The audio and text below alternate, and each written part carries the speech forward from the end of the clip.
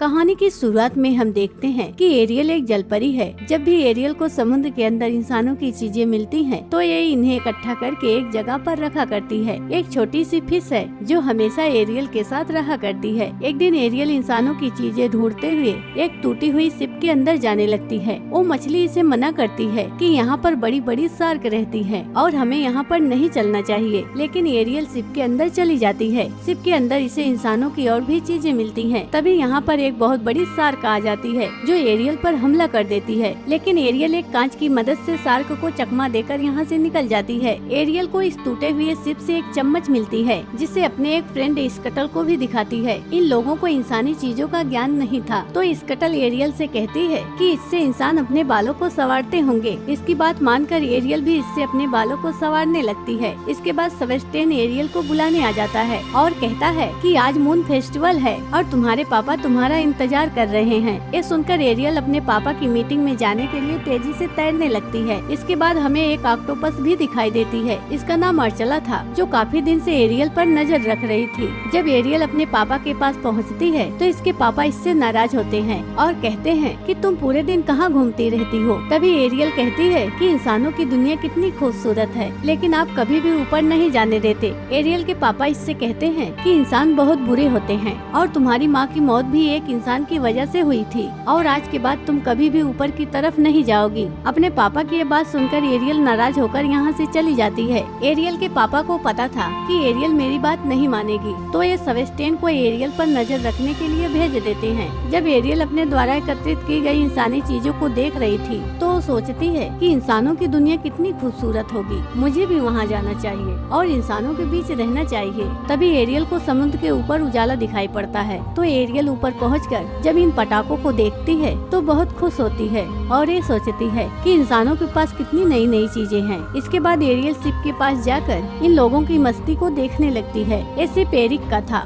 जो कि एक राजकुमार है, लेकिन एरिक अपने आप को कभी एक राजकुमार नहीं समझता और सभी लोगों के साथ बच्चों की तरह मस्ती किया करता है। ये सारी हरकतें एरियल चुपके से देख रही थी। तभी अचानक समुद्र में तूफान आ जाता है, जिसकी लहरों से शिप जोर से हिलने लगता है और इसके अंदर आग लग जाती है। सभी लोग आग से बचने के लिए यहाँ से कूदने लगते हैं और छोटी बोट पर जाने लगते हैं, लेकिन एरिक बोट पर नहीं पहुँच पाता और ये पानी में ही गिर जाता है। तभी एरियल इसे बचाकर किनारों तक ले जाती है। एरियल ने पहली बार किसी इंसान को इतने पास से देखा था और ये इससे बात करना चाहती थी, लेकिन एरिक होश में नहीं था और एरिक भी एरियल को देख पाता। इतने में इसके सैनिक यहाँ पहुँच जाते हैं। इन्हें देखकर एरियल समुद्र में चली जाती है और छुपकर एरिक को देखने लगती है। इधर अर्चला एरियल को ये सब करते देख रही थी और ये सोचती है कि एरियल को फंसाने का ये सबसे अच्छा मौका है। एरियल भी इंसान को इतने पास से देखकर बहुत खुश थी और वो पानी की दुनिया को छोड़कर इंसानों की दुनिया में जाना चाहती थी। वहीं जब एरिक को होश आता है तो वो ग्रिम्स और अपनी माँ से उस लड़की के बारे में पूछने लगता है। एरिक की माँ इससे कहती है कि हमने अपने आदमियों को उस लड़की को ढूंढने में लगा दिया है, लेकिन एरिक को इतना सब्र नहीं था और ये खुद ही उस लड़की को ढूंढने लगता है। दूसरी तरफ एरियल भी अपने आप में खोई हुई सी रहती है और किसी से बात भी नहीं करती।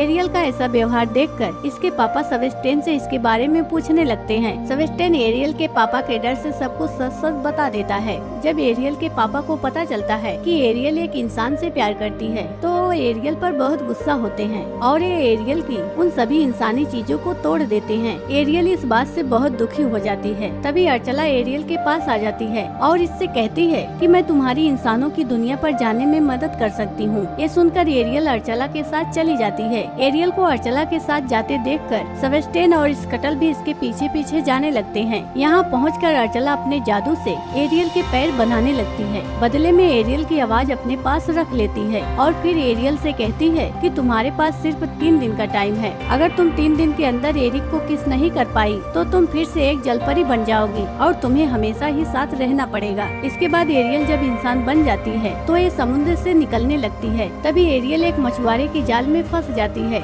इसके बाद मछुआरा इसे क्वीन के पास लेकर जाता है ताकि वो इसे घर तक पहुंचा देगी। यहाँ के लोग एरियल को नहला धुलाकर नए कपड़े पहना देते हैं और एरिक भी यहाँ पहुँच जाता है। एरिक सोचता है कि शायद ये वही लड़की है जिसने मेरी जान बचाई थी, लेकिन एरियल भी इससे बात नहीं कर पाती क्योंकि एरियल के पास आवाज नहीं थी। जब सभी लोग यहाँ से चले जाते हैं तो सेबेस्टियन एरियल को याद दिलाता है कि तुम्हें 3 दिन के अंदर एरिक को किस करना है। इसके बाद एरियल इस महल को देखने लगती है और एक रूम के अंदर चली जाती है। ये रूम एरिक का था, जहाँ पर एरिक ने समुद्र से लाई गई कई चीजों को एकत्रित करके रखा था।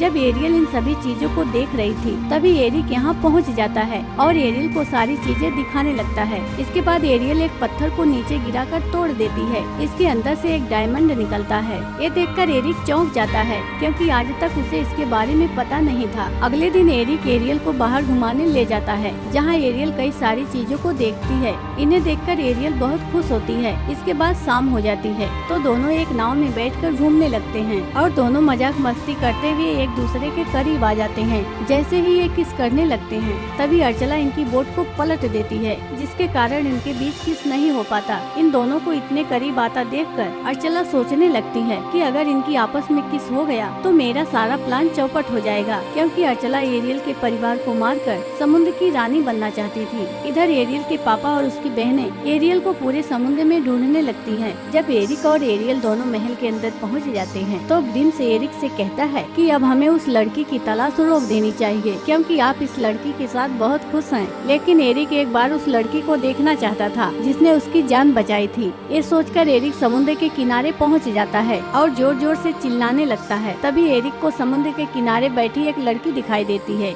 जिसे देखकर एरिक सोचता है कि शायद यही वो लड़की है जिसने मेरी जान बचाई थी। अगली सुबह जब एरियल एरिक के पास जाने लगती है तो ये देखती है कि एरिक एक लड़की के साथ खड़ा है और अपनी माँ से कह रहा था कि मुझे वो लड़की मिल गई जिसने मेरी जान बचाई थी। एरिक के मुंह से ये बात सुनकर एरियल का दिल टूट जाता है और वो यहाँ से चली जाती है। फिर जब उस रात इस कटल को इस लड़की की हकीकत पता चलती है कि ये तो अर्चला है जो एक लड़की का रूप बनाकर यहाँ पर आई है, तो इस कटल जाकर एरियल को सारी बात बता देता है। अगले दिन एरिक और ये लड़की दोनों सगाई के लिए एक दूसरे को अंगूठी पहनाने लगते हैं। तभी एरियल यहाँ पहुँच जाती है और इससे फाइट करते हुए सबसे पहले एरियल इससे लॉकेट छीनती है और इसे तोड़कर अपनी आवाज निकाल लेती है। जैसे ही ये आवाज एरियल के गले में जाती है तो अब एरियल बोलने लगती है। फिर ये एरिक को बताती है कि मैं ही वो लड़की हूँ जिसने तुम्हारी जान बचाई थी। एरिक ये जानकर इमोशनल हो जाता है और ये एरियल को किस करने लगता है। तभी एरियल को मिला 3 दिन का समय खत्म हो जाता है और एरियल फिर से एक जलपरी बन जाती है। इसके बाद अर्चला भी अपने असली रूप में आ जाती है और एरियल को पकड़कर समुद्र में कूद जाती है। समुद्र के अंदर जाने पर एरियल के पापा उसको बचाने आ जाते हैं। तभी अर्चला कहती है कि तुम्हारी बेटी और मेरे बीच एक डील हुई थी जिसे कभी तोड़ा नहीं जा सकता। एरियल के पापा एरियल को बचाने के बदले में अपना त्रिशूल अर्चला को दे देते हैं। त्रिशूल पाकर अर्चला एरियल के पापा को मार देती है और खुद एक बहुत बड़ी ऑक्टोपस बन जाती है। इतने में एरिक भी एरियल को बचाने के लिए समुद्र में आ जाता है। अर्चला पूरे समुद्र में तबाही मचाने लगती है और समुद्र के पानी को त्रिशूल से गोल गोल घुमाने लगती है। तभी एरियल एक शिप को अर्चला की तरफ ढकेल देती है और शिप में लगे लोहे की पाइप अर्चला के सीने में चुभ जाती है, जिसके कारण अर्चला यहीं मर जाती है। एरियल सबसे पहले एरिक को एक सुरक्षित जगह पर पहुंचाती है और त्रिशूल की मदद से